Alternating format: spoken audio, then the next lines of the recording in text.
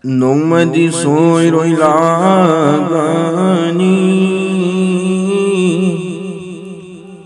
aroiba numit qayaman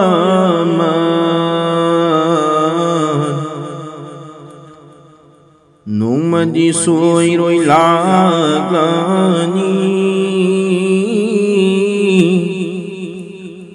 aroiba numit qayaman Siksin tay bami yoiba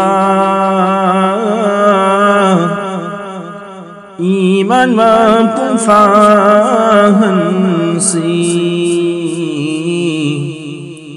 Siksin tay bami yoiba iman mampung fahansi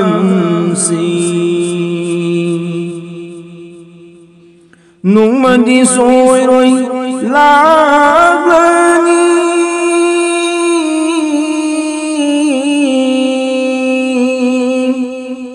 aroiba numit qayaman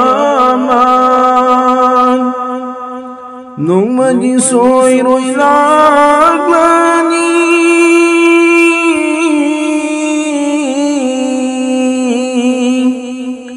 aroiba numit qayaman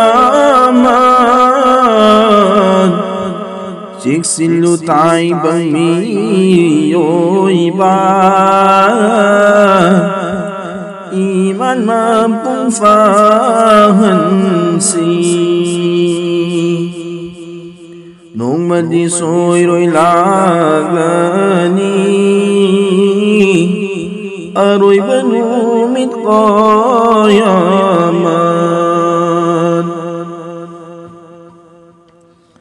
Loi bising sang paring na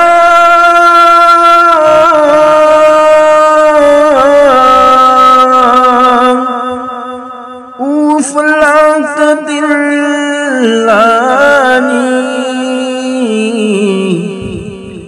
Loi bising sang paring na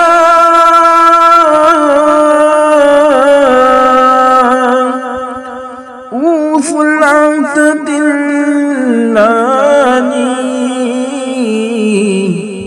asang aman kibiksu ta'natum namangani asang aman kibiksu ta'natum namangani madubu kawi kayaman madubu kawi kayaman nongmadi soiroi lagani aroiba numit qayaman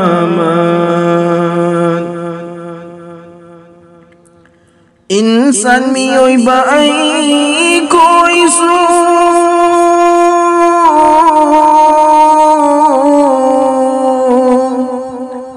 mayran bigum pairani insan miyoiba ay koisu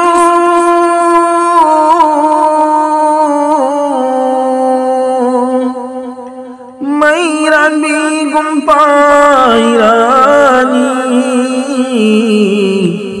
kana matahing laroy mawad ki mahaw tanglani kana matahing laroy mawad ki mahaw tanglani madubu kawi kayaman madubu kawi kayaman Nungmadi soy roy lagani Aroy banumit kayaman Kek silutay bamiyoy bangan Iman mapungfahan si Iman mapungfahan